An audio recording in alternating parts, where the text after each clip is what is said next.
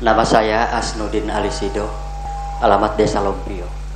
Alhamdulillah, hari ini Roja TV kembali hadir di tengah-tengah yang walaupun sebelumnya kami hanya nonton melalui layar kaca. Terima kasih.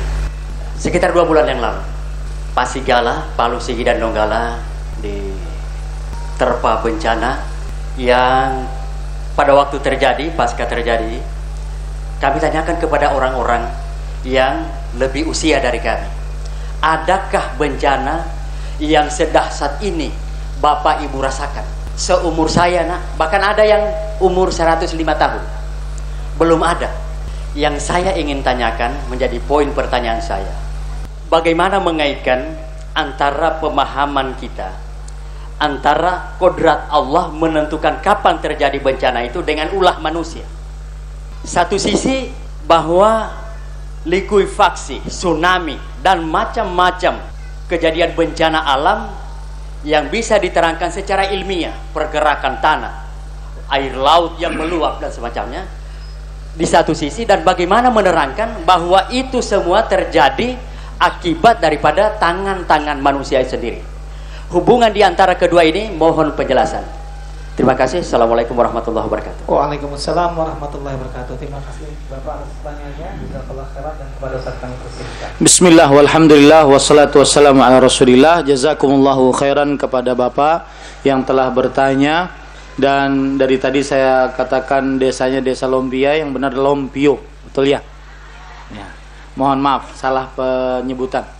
Taib, yang ingin saya jawab dengan pertanyaan tersebut, pertanyaannya adalah bagaimana hubungan antara ayat yang menyebutkan semua musibah akibat ulah tangan-tangan manusia dengan pergerakan bumi, kemudian penelitian air laut naik, kemudian karena ada patahan dan semisalnya.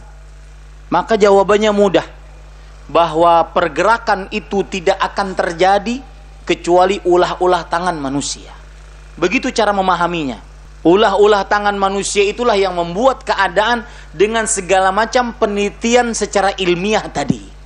Lihat ayat berikut. Allah Subhanahu wa taala berfirman.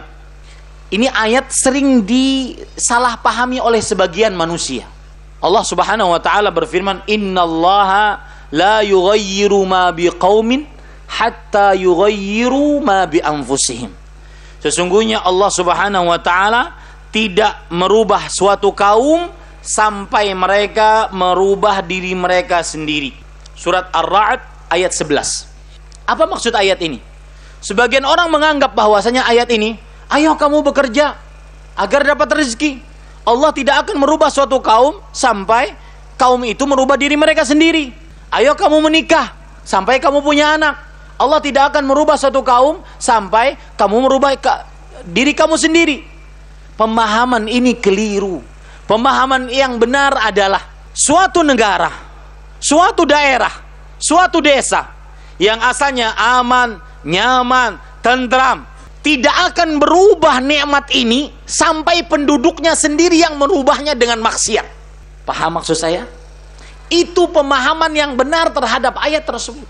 Seseorang sehat badannya, banyak rezekinya, sakinah mawadah keluarganya, nikmat dia dapatkan banyak, tidak akan berubah nikmat tersebut sampai dia merubah dirinya sendiri, yaitu dengan bermaksiat. Maka datanglah musibah yang Allah berikan.